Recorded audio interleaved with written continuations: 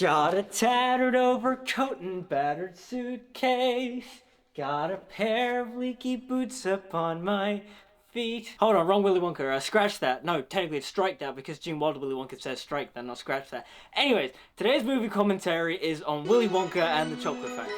Do you know what? Allow my Timothée Chalamet Willy Wonka references, just because Wonka, when they were promoting it, they kept saying, oh, Wonka is a companion piece to the original Gene Wilder film, so I'm allowed to make it. They're technically connected in some way, shape, or form. Anyways, yes, today's movie commentary is on Willy Wonka and the Chocolate Factory, a film I have loved my whole life. I've loved it since I was a child. It's one of the movies I remember watching a lot as a child. It was always on TV. I'd always watch it.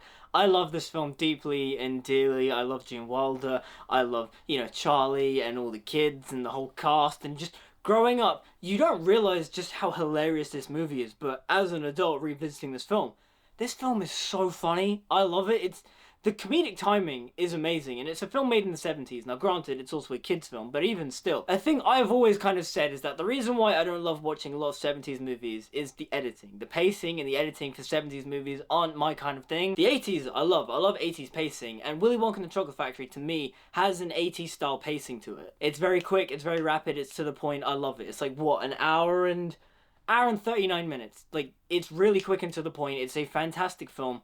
I love it so much. But also, when it comes to this film, after revisiting it after having seen Wonka, not only does Wonka, the film itself, elevate this film, but also, I've seen this film now in a different perspective, because as a kid, I related a lot to Charlie. Charlie was the poor kid that didn't have anything, but through his good deeds, he ended up winning the Chocolate Factory and ended up getting everything he wanted. But revisiting Willy Wonka now, I relate a lot to Willy Wonka. Granted, I relate a lot to the Timothée Chalamet version of Wonka, but I also now see a new layer to the Gene Wilder Willy Wonka that I never saw before, and I relate to it too, which is Willy Wonka is a really sad and tragic character. Like, I know a lot of internet people, a lot of YouTubers or whatever, they always talk about this film, they go, Willy Wonka's a psychopath, he's a weird creep that's like, torturing children and stuff. Like, yes, he is doing that to teach them a lesson. That is the whole point of the story, that's what Roald Dahl was trying to say.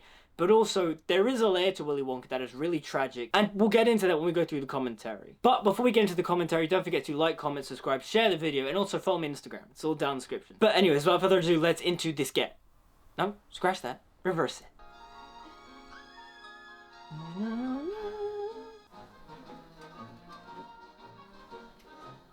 Okay, so first of all, I never thought my life could be anything but catastrophe. But also the chocolate making montage for the opening credits sequence for this film. The chocolate looks so good, like, oh my god. I want to eat this so bad. This chocolate is delicious. Which is kind of funny because when you get to the chocolate river in this film, the chocolate river looks awful. But then, like, you get to the Johnny Depp Tim Burton version, and the opening credit sequence of that film is them making Wonka chocolate, but it's all CGI and it doesn't look very appetizing. But then the chocolate river for that film looks incredibly appetizing. Like, I want to swim in that, I want to eat that. It looks amazing. Wonka's got a new one today. What is it? This is called a scrumdiddlyumptious bar. You've never had chocolate like this. No, you've never had chocolate like this. Okay, no, let's actually get to the more appropriate song for this film. Who can make the sun rise, sprinkle it with dew?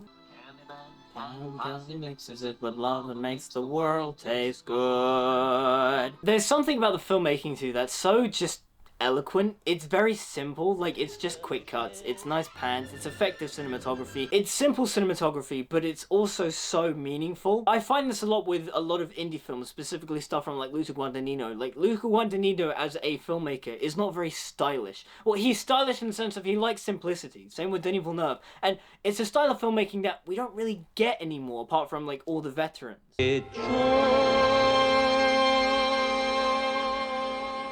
Do you see what I mean about simple and effective storytelling? We've just seen these, like, kids in this candy shop, all like, oh wow, chocolate's great, we can afford all this stuff, we can buy it, we can, really indulge in the sweets and stuff. And then we just get this simple shot of Charlie where the camera just pushes in on him outside the window, just staring in. How effective is that? That is so beautiful. It tells us everything we need to know about Charlie in just one simple shot. He's too poor to go into the shop, and he's also kind of a loser. Like, even if he was inside the shop, I don't think he would be friends with a lot of the kids inside the shop. And I think the reason why I'm saying that is because Charlie has a lot of friends that are adults. Like, he hangs out with his grandparents a lot, specifically Grandpa Joe, but also he's friends with the newspaper guy that he works for. Like, in many ways, Charlie is more of an adult than he has to be because he had to grow out without father and stuff and provide for the family. You see, nobody ever goes in. Nobody ever comes out. First of all, that line is iconic, but also, the thing that I also never noticed too is that the cart that the guy is pushing has a lot of knives and machetes on them. Like, why? What? This is a kid's movie. What? But also, what's this guy's job? He works too hard for a little boy. He should have some time to play. God, there he is, Grandpa Joe, the old fraud. Don't get me wrong, he's an absolute legend, and I love the actor that portrays him. Jack Albertson plays Grandpa Joe absolutely perfectly. But the thing that I find with most adaptations with Willy Wonka and the Chocolate Factory, both this film and the Tim Burton film, I don't think either of these versions do a great job of portraying the whimsiness of Grandpa Joe standing up for the first time, in the sense of, like, it's supposed to be kind of like a sudden miracle type of thing, but both of them kind of just play it as like, oh, he just gets up. But then I think that also adds to the comedy factor too. You can just talk to film fans and they're just like, yeah, Grandpa Joe is a lazy old bum. I'm fed up with cabbage water. It's not enough. Cabbage water. It's cabbage soup. Why do they call it cabbage water? From now on, I'm going to pay for your tobacco. Charlie, you shouldn't have to. God, man. Stop feeding Grandpa Joe's bad habits, Charlie. No. But then also, what a lovely boy. What a sweet boy. This is what every child should be like. If I'm ever fortunate enough to have kids, I want them to be like Charlie. None of this brattiness of Veruca Salt and Violet Beauregard and Augustus Gloop. Nah, get out of here. Though you can have some of Mike TV's sass. I wouldn't mind that. Why do you lock it? Because all the other chocolate makers in the world were sending in spies. I won't lie, the scene between Charlie and Grandpa Joe is very good. But the thing is, I do think Tim Burton does this sequence better, because not only do we get the things like Prince Pondicherry and all the stories of Willy Wonka going around the globe and such in the book, but this scene is kind of like, oh yeah, Grandpa Joe and Charlie are just talking. But at least with Tim Burton, we visually see all the stuff Willy Wonka does. But then again, I also don't mind the mystery of this film of not revealing Willy Wonka until he's first introduced. Class dismissed. No, it's only for 5 people. Class undismissed. You gotta buy Wonka bars to find them. Class 3 dismissed. Again, the comedy for this film is hilarious. Like, I love the stuff with Charlie in school and his teacher. The wit and the humor is so sharp and to the point. It's so good. I do find it interesting that Roald Dahl wrote this film, but apparently he was also ghostwritten too, because, like, you can see that the plot of this film is the book, but it's also not the book because there's so many different things. Like, a lot of this is not in the book, but I could see it being in the book. Which is something that you do have to give props to the Tim Burton film for, which is that the Tim Burton film, for the most part, is more book accurate. You think I've got a chance to find one? One. I'm counting on you to find all 5. The thing is too, as much as Grandpa Joe is an old fraud, he is also very supportive of Charlie, which makes him a very sympathetic character. He really does love his grandson. A fantasy. I mean, you said just Shut now. up, Hofstadter, and tell me where the ticket is. Do you know what I mean when I say that the comedy for this film is just so sharp and to the point, and it's just funny? Like, this guy is telling his therapist that he dreamt that the Archangel told him to get a Wonka bar, and the therapist is just like, wait, Wonka bar? Where? Like, it's genuinely funny. In many ways, this was the satire of the original RoboCop, before the original RoboCop. The attention of the entire world focuses today right here in Düsseldorf. I never noticed this until I watched Red Letter Media's video on Willy Wonka and the Chocolate Factory, but I never noticed how the news reporter is standing directly underneath the antler head, and, like, the antler is sticking out. So good. Augustus, how does it make you feel to be the first golden ticket finder? Hungry! Mr. Gloop, would you mind saying... That's amazing that Mr. Gloop just eats the microphone. That's so funny. Like, this movie is just brilliant. I've got the same chance as anybody else, haven't I? You got more, Charlie, because you wanted more. I feel like everyone does need a Grandpa Joe in their life. Like, he is so supportive of Charlie, and he never really tries to bring the boy's hopes down. He's constantly elevating himself, just going, you can achieve it, you can. But why are you singled out because you're Charlie? No. You have as much chance as anyone, but also you have even more because you want it more. That's like a good lesson to instill in a child. Always strive to achieve more because you can do it. If you believe in yourself, you can do it. This movie is actually beautiful, man. The first girl that finds a golden ticket gets a £1 bonus in a pay packet. Back when £1 was worth a lot. They're jealous of me. Shut up, Veruca. God. Out of all the kids, I think Veruca Salt is the worst one. She's just so annoying, so brat. But I want it now. Shut up. And I won't go to school till I have it. Veruca, sweetheart, angel. The acting in this is just so classical. I miss it. I miss this kind of acting. Like, we do get it, but, like, it's not Do you know what I mean? Like, it just feels so like, Veruca, sweetheart, play, like, everyone's playing characters, or like caricatures, but like, it doesn't feel like, oh, you are playing a caricature. You're just acting. It's very theatrical. I think that's what's missing from a lot of modern day movies too, is the theatricality. I found the golden tickets! You found it. You didn't do anything. Also, I do love how every time a kid finds a golden ticket, Slugworth just appears. Like, he just knows where they are. All the gags too about people trying to find the Wonka bars and stuff are hilarious. Like, the guy that invents the machine, but the machine's just like, no, I can't tell you. That's cheating. Or the lady whose husband's being ransomed, but the kidnapper's just like, oh, we want your Wonka bars. And she's just like, let me think about it. There are 100 billion people in this world, and only 5 of them will find golden tickets. You'll get your chance. One day things will change. The thing that I find interesting about Charlie's mom is that she is very realistic, but also I do feel like she is kind of taking away his dreams, but then she's also being pragmatic. Like, she's trying to console and support her son, but then also too, she, I feel like, has been defeated by life, and so in many ways doesn't have the optimism that Grandpa Joe has. But then again, I feel like Grandpa Joe is just waiting for something to happen. And because he's waiting for something to happen, he's kind of like projecting his own like hopes and dreams of like, go on Charlie, you can do it, yeah, you're gonna do it, because you're gonna be able to do something exciting. And if you do something exciting, then I'll be able to do something exciting. For a kid's film, this is very interesting and deep stuff. Like, it's all about the idea of like, oh, you can have dreams, but it also makes you pragmatic about them as well. Cheer up, Charlie. No, are you crazy? No, are you crazy? Can't you shut up? I'm busy. Can't you shut up? I'm busy. Mike TV, the GOAT, the best of the horrible children. I loved him. He was so iconic for me as a kid. He was always my favorite out of the kids, obviously minus Charlie. He's just got charisma. He's just there like watching TV and just like, shut up, I'm busy. Boy, what a great show. Boy, what a great show. Do you know what? I need to use that clip way more often in like my TV reviews and stuff, because that is like an iconic line. I bet those golden tickets make the chocolate taste terrible. I was gonna say, don't worry, Charlie, the movie is named after you, but it isn't. It's named after Willy, so, oh well. But then also, spoiler alert, don't worry, you end up going to the chocolate factory anyway, so it's fine. Yeah, let him sleep. Let him have one last dream. Aw, cheer up, Charlie. It's fine, you're going to the chocolate factory soon. Don't worry, I know what happens. And for an example, let's take the recent unpleasantness. I love that he calls it unpleasantness because he didn't get a golden ticket. That's so funny. 2? What do you mean you only opened 2? Well, I can't figure out just 2, so let's pretend you opened 200. I love that. I love that the teacher's just like, I can't work out 2% of 1,000. Ah!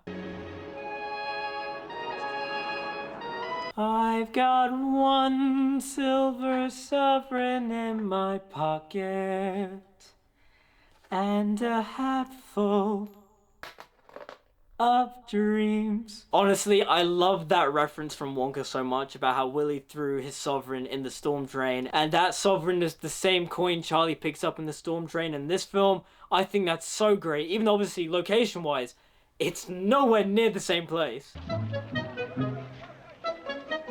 Honestly, I wish Willy Wonka's chocolate bars were real, because I would like have them all the time because they just sound amazing. I've always wanted a scrumdiddlyumptious bar because like, it sounds amazing. Like, come on, you're lying if you tell me that you hear the word scrumdiddlyumptious and you're telling me that you don't want to eat that. That sounds amazing. It sounds scrumdiddlyumptious. The scene where Charlie finds the golden ticket is so iconic to me. Like, the way he opens the chocolate bar, that's how I used to open a lot of my chocolate bars as a kid, which is kind of sad and kind of cute when you think about it. Like, oh, that was me expecting to win a golden ticket from like some random Nestle chocolate bar or Cadbury's chocolate bar. Like, no, it's gotta be a Wonka bar, Hamza. Don't be stupid. God, Kidney was an idiot, wasn't he? Honestly incredible. Like, this moment of Charlie finally getting the golden ticket and then running all the way home, fantastic. It's brilliant. No notes. The feelings captured, the music, mwah. I congratulate you, little boy. Again, Slugworth just appearing out of nowhere is hilarious, because how the hell did he know that Charlie found the golden ticket? And like, how did he just spawned in? Where did he come from? Look at me. Up and about. Look at me. Up and about. God damn, Grandpa Joe, you old fraud. I never thought my life could be anything but catastrophe. Okay, unpopular opinion, apart from Pure Imagination and Oompa Loompa, obviously, I think this is the most iconic song. Wait, now that I've said that, I don't think that's really a controversial opinion. Like, yeah, it's Pure Imagination, then Oompa Loompa, then I've Got a Golden Ticket. Those are the iconic songs. 'Cause I've got a golden ticket. Wait, hold on, wait. What do you mean by you've got a golden ticket? Charlie's got a golden ticket. What are you talking about, Grandpa? You old fraud. But it can be done.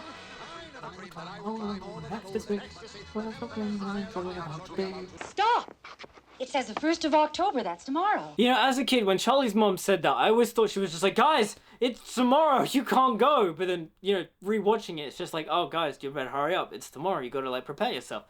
I never realized that. I don't know why as a kid I thought it was just like, oh no, they can't go. Or am I mixing that up with the Tim Burton one? Because I feel like that's also like a mini plot point where they're just like, oh, you can't go, no one can take you. And then Grandpa Joe, I think that's when Grandpa Joe gets up in that film. Hey, it's Jeremy Allen White.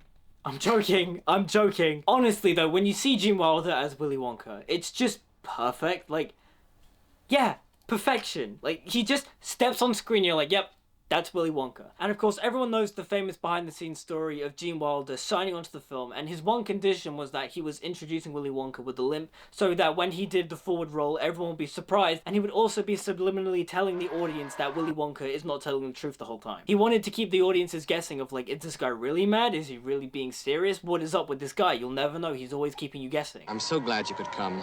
This is going to be such an exciting day. I hope you enjoy it. Okay, the thing is, I have seen audience members go, oh, this Willy Wonka's a psychopath, he's crazy and all that kind of stuff. That is the point of the story to a point, but also I do feel like people go a bit too far with the story, where they're just like, oh, Willy Wonka's a crazy psychopath that, like, you know, kills children, he's a weirdo, he's like... That is kind of part of the story, but it's also not at the same time. But I can see it. There's a lot of undertones in this film where it's just like, oh, this guy is insane and just loves torturing people. But at the same time, too, I don't really want to see, like, a dark spin on Willy Wonka. Like, the only dark spin I'd ever want to see on Willy Wonka is a Wes Anderson adaptation. Because I know Wes Anderson, if you look at his Fantastic Mr. Fox adaptation, it's more like he takes that book, he takes that story, and he makes it like a metaphor for, like, growing up and stuff. I felt like Wes Anderson would do something very interesting with Willy Wonka. But, like, I've seen a lot of people, like, pitch their ideas for, like, a dark Willy Wonka story, and I don't like it at all. It's just like, no, don't try and perverse this children's story. I'm Mike TV.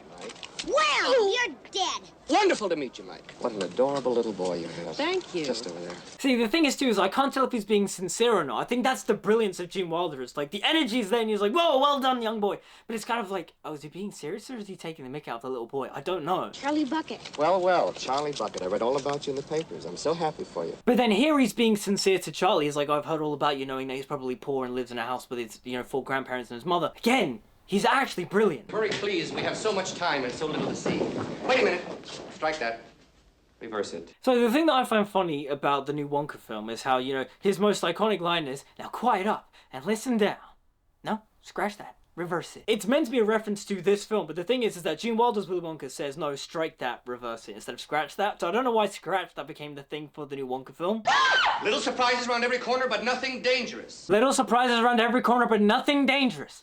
Incredible. Oh my god. He's actually the best Willy Wonka. Like, don't get me wrong, I love Timothée Chalamet's interpretation of Willy Wonka, and I really like Johnny Depp's interpretation. Like, it's a different thing. He's kind of like playing autistic Willy Wonka. But Gene Wilder is Willy Wonka. Like, that's Willy Wonka right there. You won't get anyone else better to play this role. Let me out or I'll scream! Oh, please don't. Shut up, Veruca. No one likes you. Stop. How do you like that? What is this, Wonka? Some kind of fun house? Why, having fun? Wow, whimsy, magical stuff. We love that. Rachmaninoff. That's funny because that's not that at all. I don't remember who it is, but it is not Rachmaninoff. Ladies and gentlemen, boys and girls, the chocolate room. Oh, this is the scene where he sings A World of Your Own. A world of your own, a place to escape to. A world of your own, where we can be free, embrace the unknown. Of course I'm messing about. I know this is where he sings Pure Imagination. Let me have some fun, goddammit. Shh. Come with me, and you'll be in a world of pure imagination. Take a look and you'll see into your imagination. We'll begin with a spin, traveling in the world of my creation. What we'll see will defy expectation. Explanation. Well, that's the thing about the song too, is that it's really beautiful, but then also it's really sad and tragic. And you compare it to the end of the Paul King version, where like they make it more upbeat and fun, and like, you know, Willy's all just like, come with me and you'll be. It's like super like upbeat and fun, but then you contrast it to the original, like, oh my god, the juxtaposition is so apparent. Like, this one is like so like hauntingly beautiful, but like, you know, the Wonka one's all just like, and you'll be in a world of pure imagination. Take a look. I mean, as they should, that's how they're meant to end the movie. It's meant to be like the upbeat, you know, last number, but it's kind of like, damn, when you compare the two, it's just, it's so different. With a spin, traveling in the world of my creation, what we'll see will defy explanation.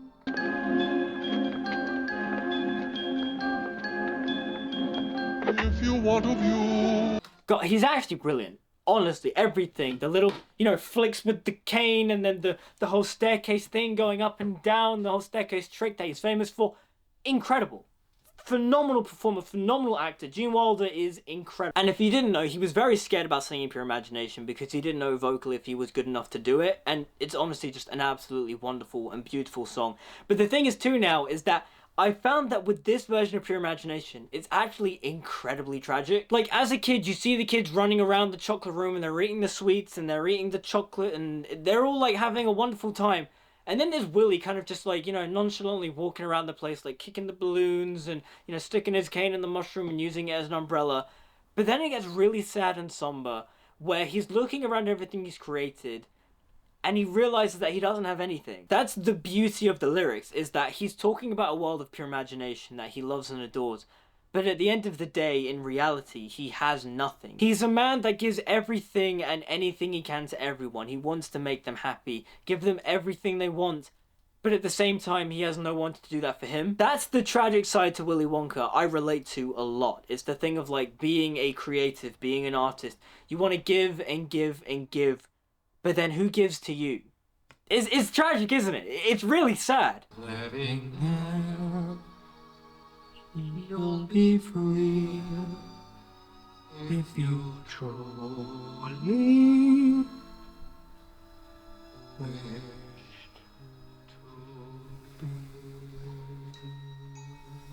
So the thing is with the Chocolate River in this film is that it looks awful, in the sense of like, it looks horrible. And apparently on set, it smelled horrible. And I can imagine why. It looks terrible. It was actually made with cream and real cocoa powder and stuff, and it looks awful. I can imagine it smelling awful.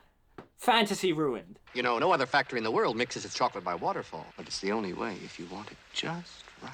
The thing I love too about Gene Wilder's Willy Wonka is how when he starts talking about chocolate, you can see it in his eyes. You can see the light in his eyes of just like, oh, this is incredible, don't you see? Blah, blah, blah. You see the mad genius, which is just such a lovely detail. He's so good. My chocolate! My beautiful chocolate!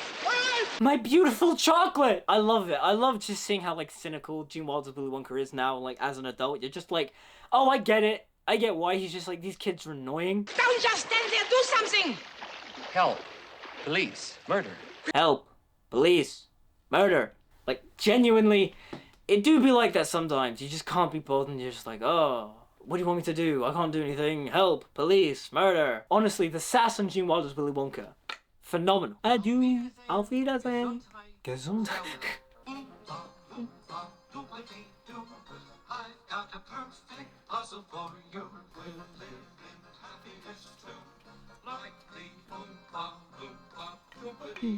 Sure this thing will float, eh, Wonka? With your buoyancy, sir, rest assured. That was so savage. I love him. I love him so much. I take good care of my guests. Yeah, you took real good care of that August kid over there. Everybody that's for aboard? sure. Yeah, August Gloop, my favorite Roald Dahl character. Honestly, the comedy for this film is just amazing. Okay, so the thing about the tunnel scene is that I've never found it scary, but looking back at it, I've just realized, oh, there's so many like weird and messed up things in this scene. Like, for example, the chicken that gets beheaded in like one of the images. Why is that there? I don't know. How did they get away with that? I don't know. I also love how Grandpa Joe is just loving this. He's just like, this is so weird and nuts, but this is amazing. This is kind of strange. Yeah, strange, Charlie, but it's fun. There's no earthly way of knowing which direction we are going, or which way the river's flowing. Is it raining? Is it snowing? Is a hurricane blowing? Any signs that they are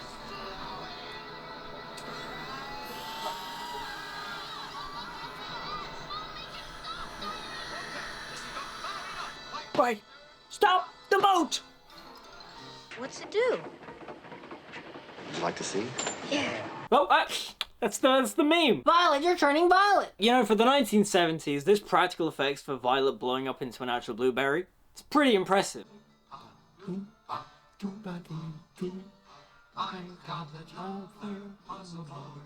Try some more. The strawberries taste like strawberries. The snozberries taste like snozberries. Snozberry? Who ever heard of a snozberry? We are the music makers, and we are the dreamers of dreams. He's so good. Like, I don't know what else I can say. He's phenomenal. Like, that's an actor. That's a character. That's... I love you, Jim Wilder. Rest in peace. You're right, Charlie. I can't understand why. Okay, so the fizzy lifting drink scene is such a detour and doesn't happen in the books. And I don't entirely know why it happens in the film either, but, like, I still like it. Like, it differentiates it from the Tim Burton film, but also from the book.